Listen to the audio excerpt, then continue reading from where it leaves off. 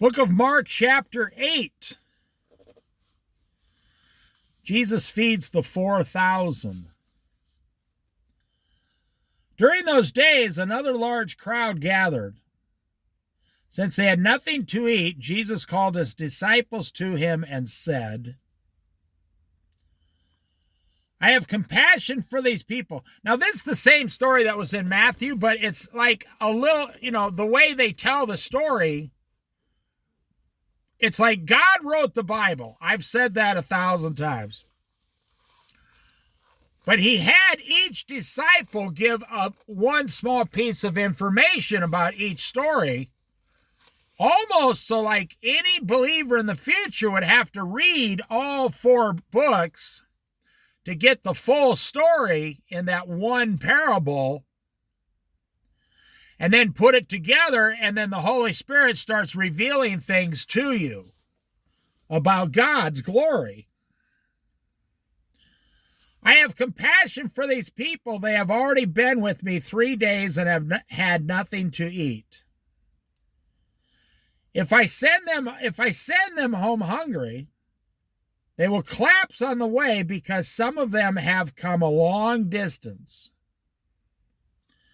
His disciples answered, But where in this remote place can anyone get enough bread to feed them? How many loaves do you have? Jesus asked. 7, they replied. He told the crowd to sit down on the ground. When he had taken the 7 loaves and given thanks, he broke them and gave them to his disciples to distribute to the people, and they did so.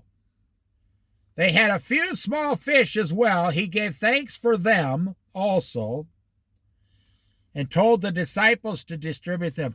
Do you give thanks to God before you eat every single meal? Most people do not. By giving thanks to God, you're acknowledging where your food comes from. You are saying, well, that's a huge fishing boat right there. I mean, a personal one, not an industrial one. This is just a privately owned fishing boat. This thing is like $170,000. You're acknowledging, thank you, Lord, because I know my food and my entire life comes from you.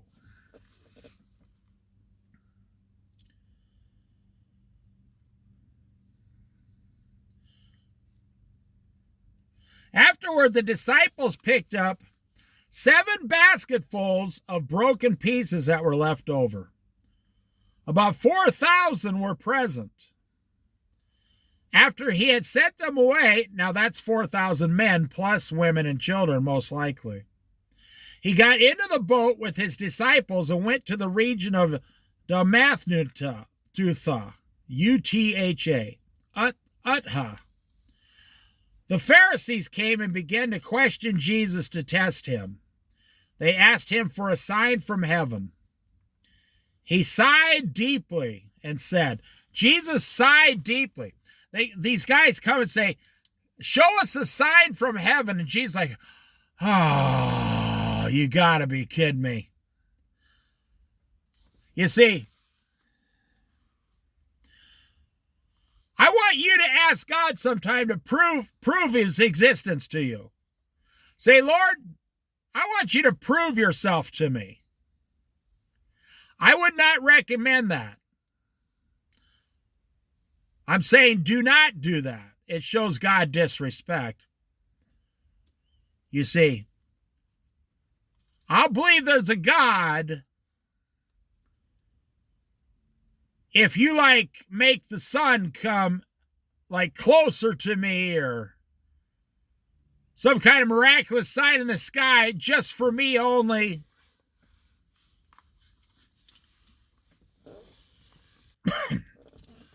Lazarus died. The poor man at the rich man's gate went to heaven.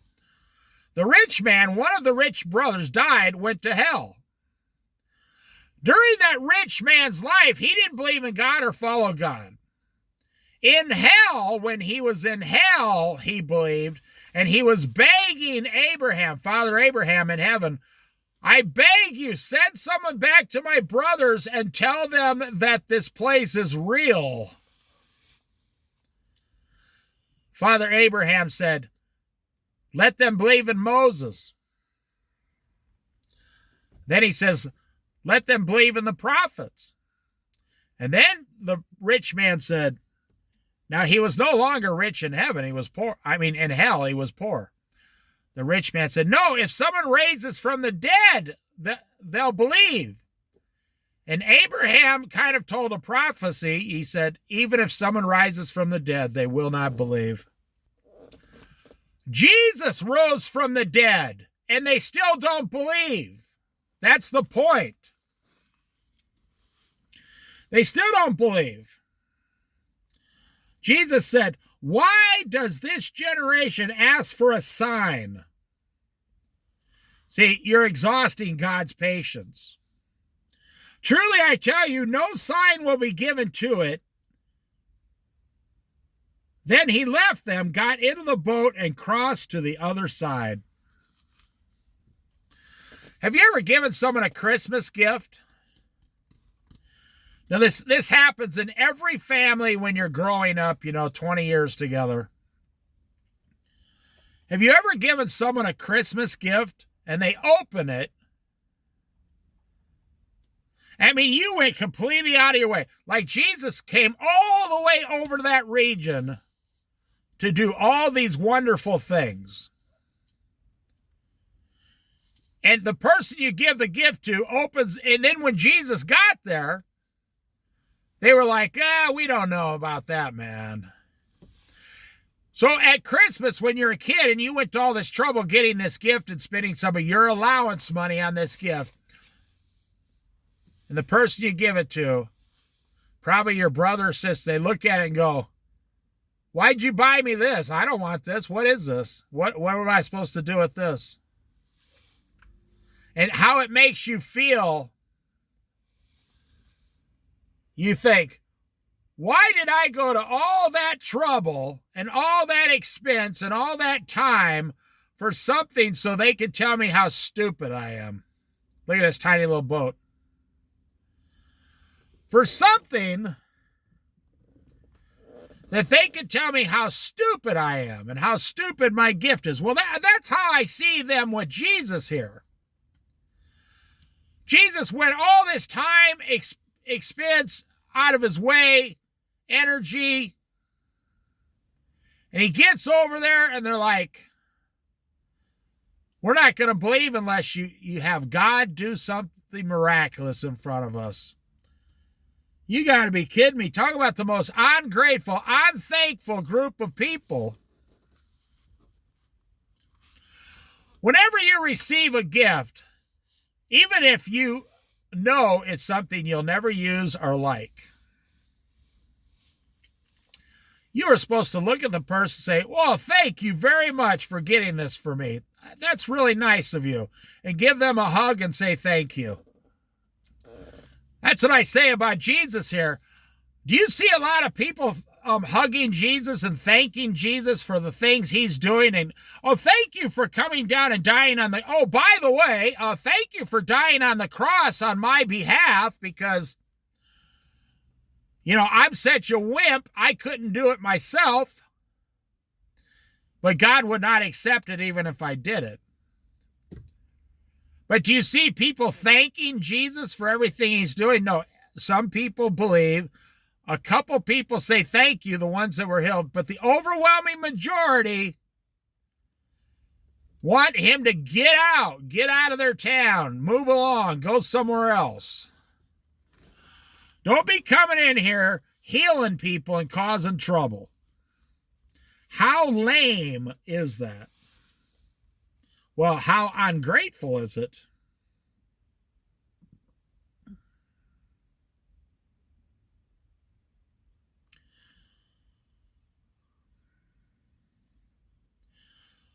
So they asked for a sign. He said, no sign will be given to this generation. He got in the boat and left and went to the other side. The yeast of the Pharisees and Herod. The disciples had forgotten to bring bread except for one loaf they had with them in the boat.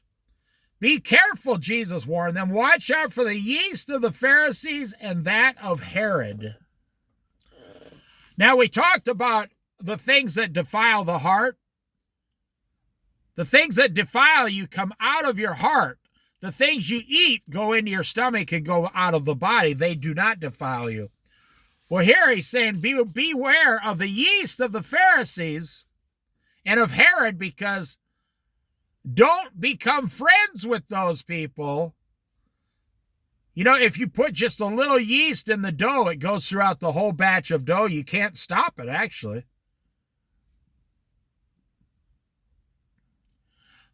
So he's saying the Pharisees, the teachers of the law, these types of people, Herod, they are like bad yeast going throughout your entire life. They'll never be satisfied until they've ruined your entire life, so don't hang out with them.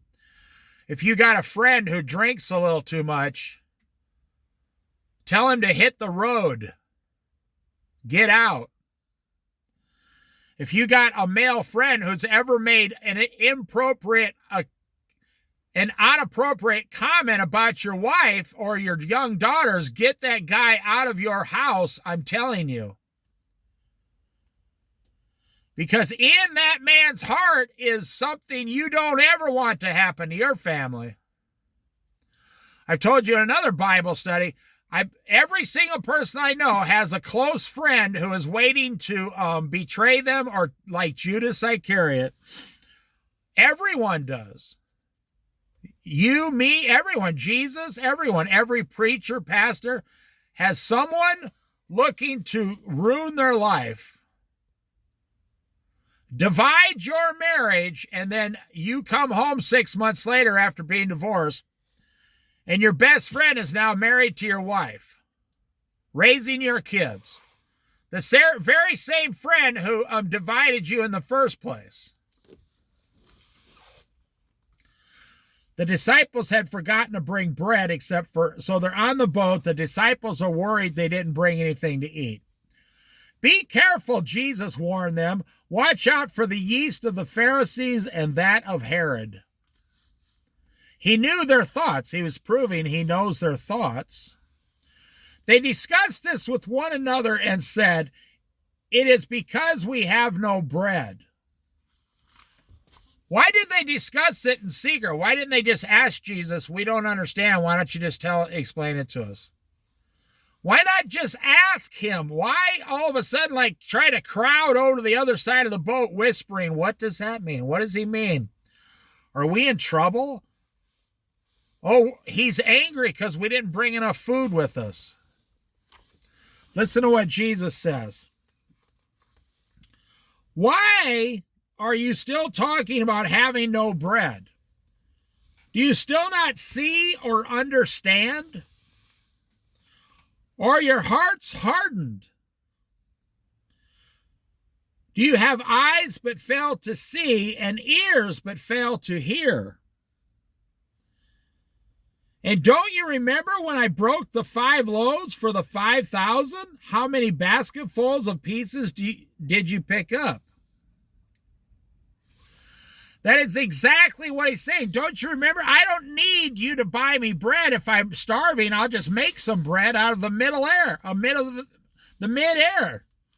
Out of nothing, Jesus can make bread just by speaking. And God the Father will place bread in his hand miraculously. So why were they afraid that Jesus was angry about having no bread?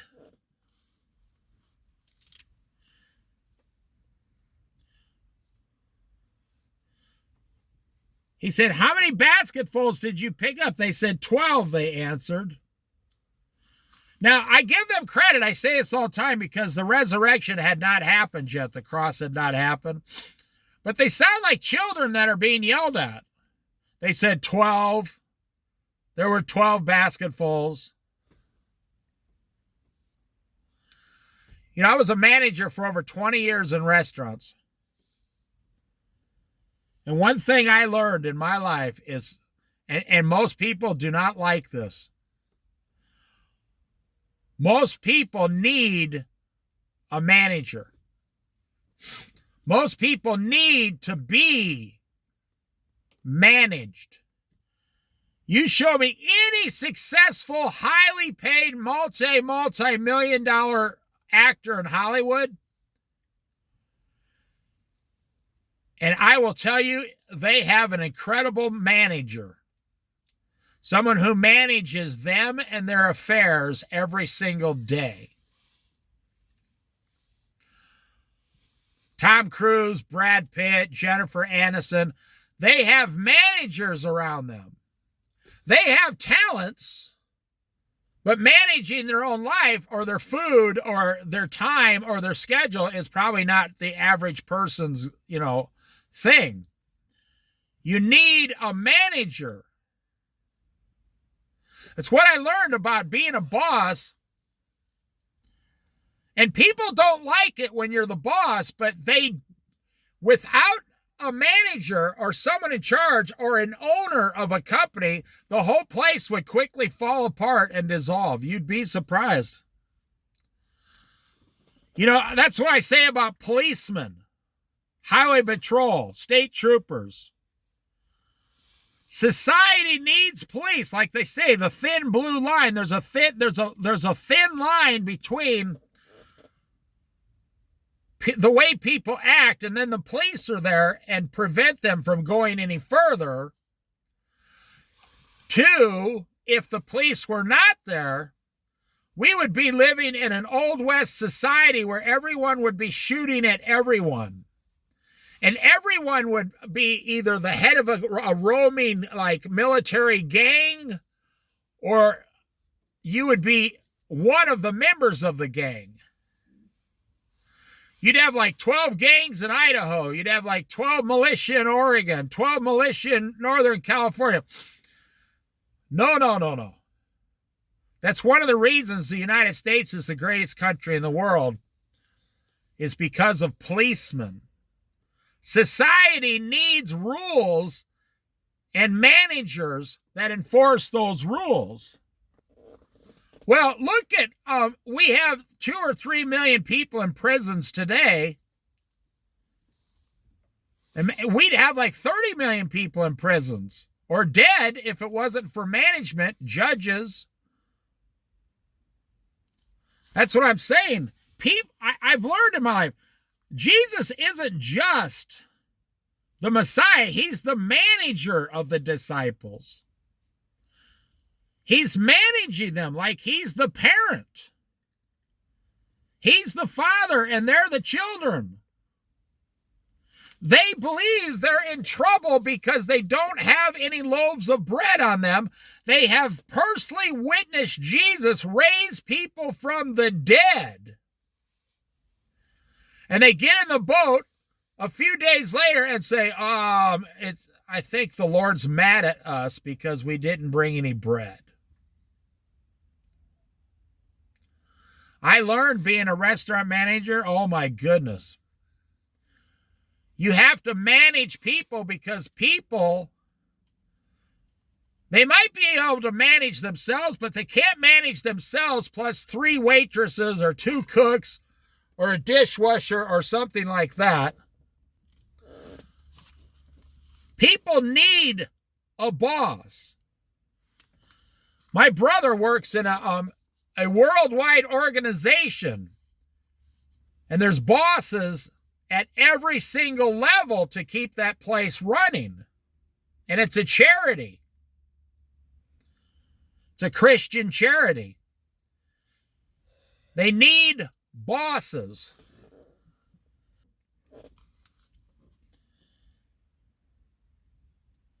"12," they replied. "And when I broke the 7 loaves for the 4,000, how many basketfuls of pieces did you pick up?" They answered, 7. He said to them, "Do you still not understand?"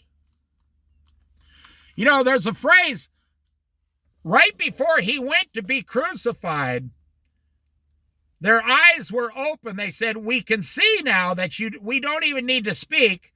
You just can read our thoughts. You can read our thoughts." And Jesus said, finally, you now finally understand.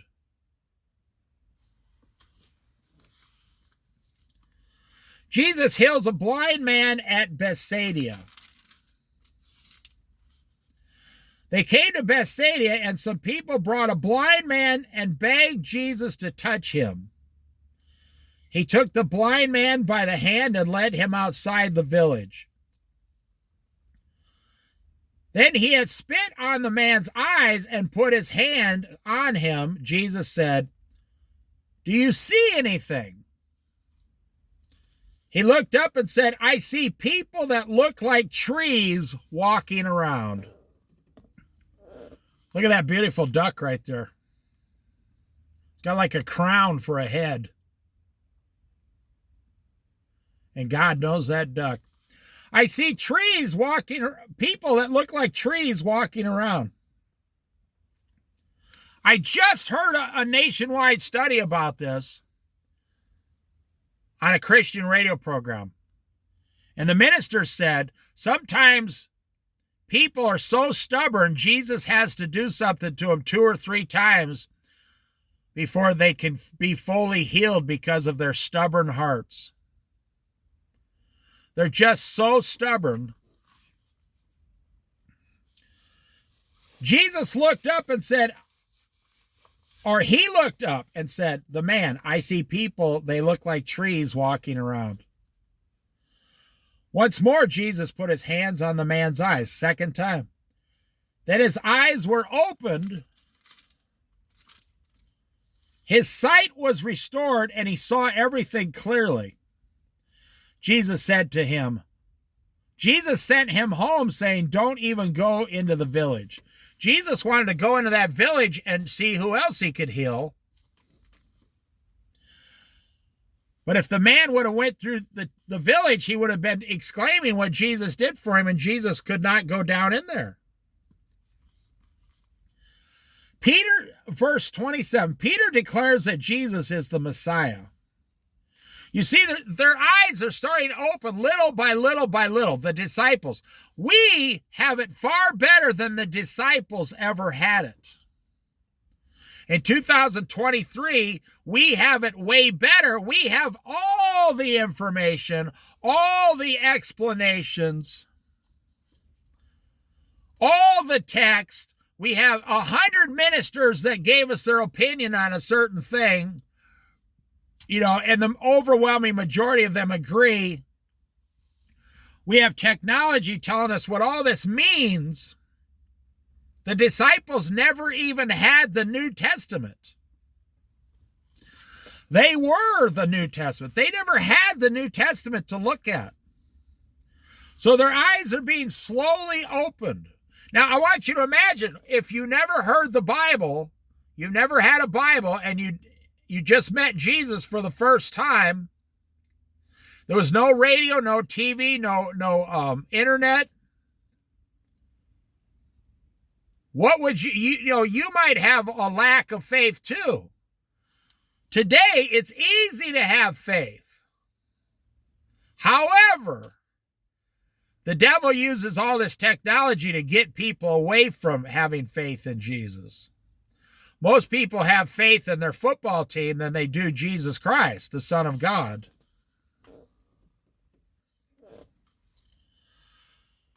Jesus and his disciples went on to the villages around Caesarea Philippi. On the way, he asked them, "Who do people say I am?" When you're listening, who do people say I am? They replied, "Some say John the Baptist, others say Elijah, and still others one of the prophets." "But what about you?" he asked. "Who do you say that I am?" Peter answered, "You are the Messiah." Jesus warned them not to tell anyone about him. You are the Messiah. See, their eyes are slowly starting to open in a very good and blessed way to glorify God's name. I give these guys credit because they left everything they had in this world, and started following Jesus. And most of them were crucified upside down. I'm always amazed in America when Christians complain about how hard their life is in America. And that blows my mind, literally. There's a seal in the water right there. That's the head of a seal going through the water. That blows my mind that Christians complain about how hard America is. You got to be kidding me. Now, I'm not saying good for Israel or bad for Israel, but have you seen the war in Israel and the Gaza Strip?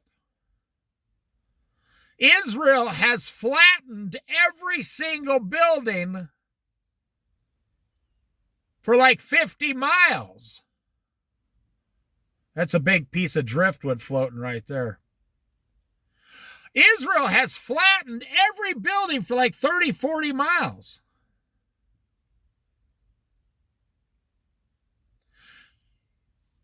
The people in Israel are suffering. The people in Gaza are greatly suffering. There's a humanitarian crisis. You go up to Russia, they're bombing Ukraine. Ukraine is only bombing the soldiers on the border. We got soldiers that go up to villages in Africa and just rape and pillage and kill everybody and cut their heads off.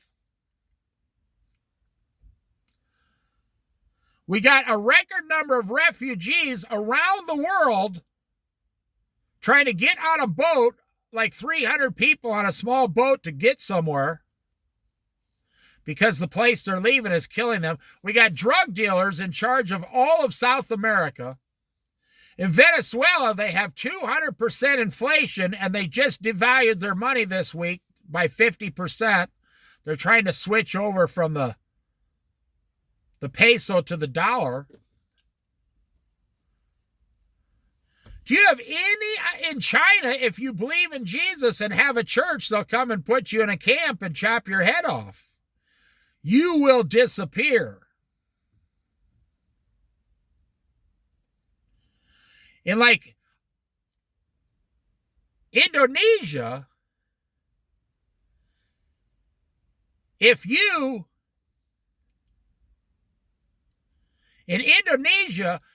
you're caught with like some marijuana, they will put you in jail for 20 years.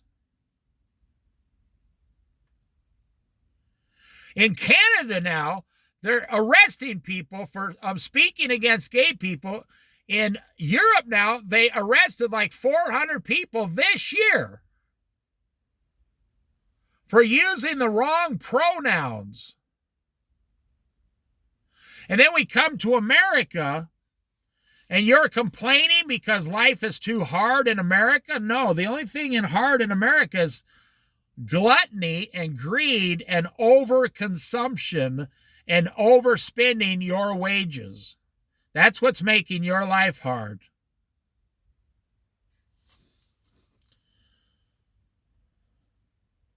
Jesus predicts his own death, verse 31. He then began to teach them that the Son of Man must suffer many things and be rejected by the elders. Do you know how much Jesus suffered on our behalf? So we American Christians could have it so easy?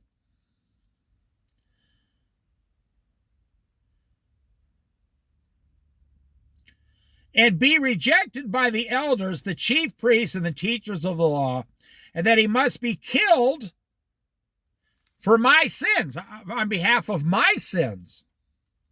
Killed, and after 3 days rise again. He spoke plainly about this, and Peter took him aside and began to rebuke him. God bless Peter. Peter began to rebuke God. This will never happen, Lord. He did that in the Garden of Gethsemane. He chopped a guy's ear off trying to get him to get away from Jesus. But when Jesus turned and looked at his disciples, he rebuked Peter. "Get behind me, Satan," he said. "You do not have in mind the concerns of God, but merely human concerns." Now, what does that mean? Was he calling Peter Satan? No. He was telling Peter, you're acting like Satan. You have in mind the things of Satan. Satan doesn't want Jesus to die. Maybe Satan was whispering in Peter's ear like he was Adam and Eve. Maybe Satan was looking at Jesus or at Peter's pride and saying, "Hey, Peter, you're a big, tough fisherman guy. You're not going to allow anybody to harm your precious Lord and Savior Jesus." Sometimes I think the 12, probably not John or Judas Iscariot, didn't care one way or another. He betrayed Jesus. Probably not John or a couple of the others, but the majority of the disciples, I think they wanted to put Jesus like in their front pocket and just try to control everything he did and just kind of pull Jesus out whenever they needed him. I don't think they wanted to share Jesus with anybody. So that's okay. I mean, sometimes I feel that way, or you feel that if you're close to Jesus, you think, or if you hear someone talk against Jesus, you become offended. But Jesus came to die for the sins of many, which is like 2 billion. He didn't just come to die for the sins of me or you. You do not have in mind the concerns of God,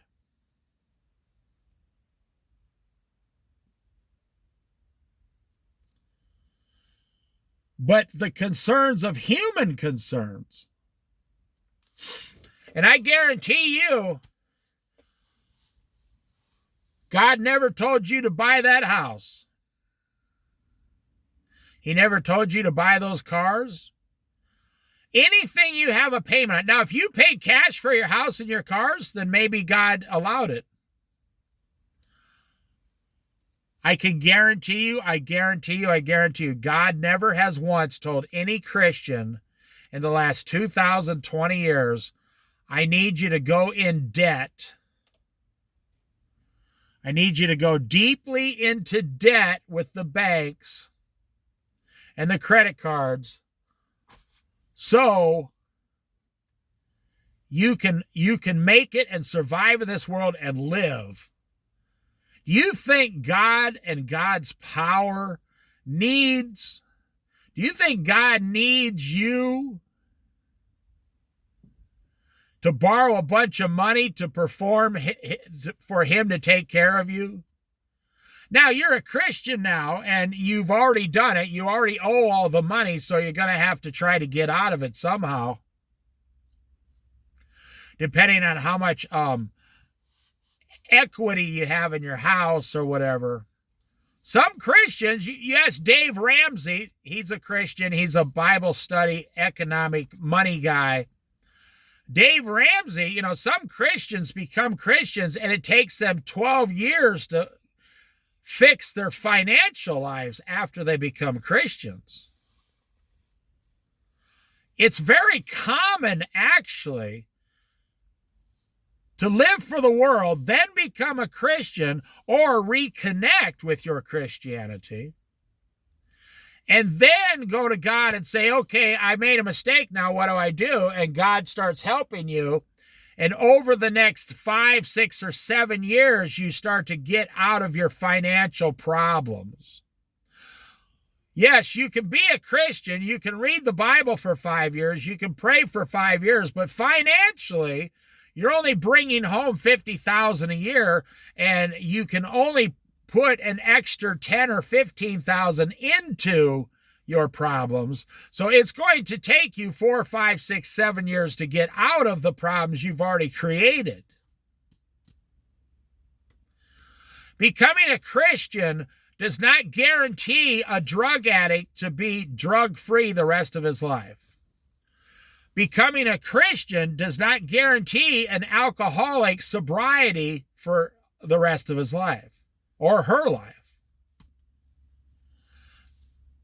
Becoming a Christian guarantees to make it easier to reject the alcohol or the drugs. See, Jesus comes in and gives you strength to reject those things. But it doesn't guarantee that you're going to accept what he's telling you. The same thing with your finances.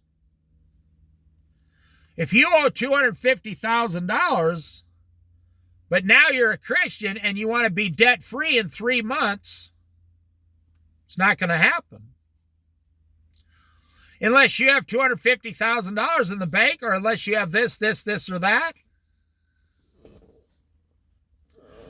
Or you have a sister who is extremely trustworthy.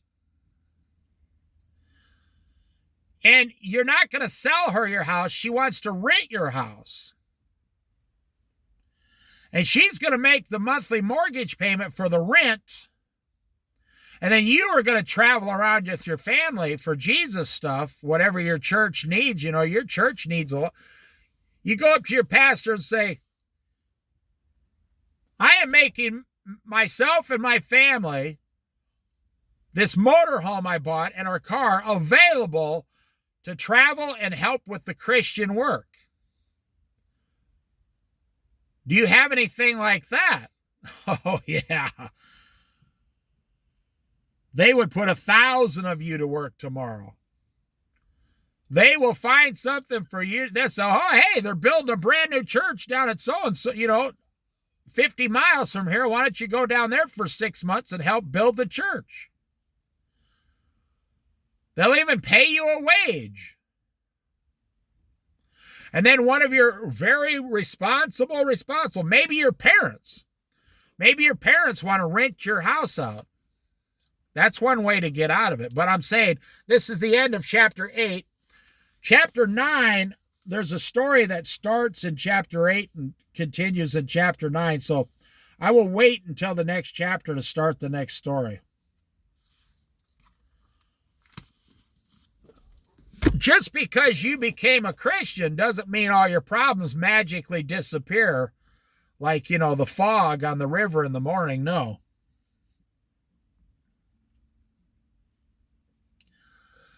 Just because you became a Christian, it doesn't mean you still don't crave alcohol, or cigarettes is probably one of the hardest ones.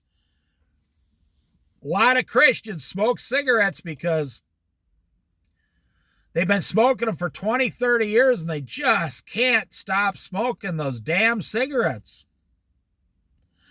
But they love Jesus. They're trying to follow Jesus. But when it comes to that cigarette, they just got to step out behind the back of the church and smoke a cigarette.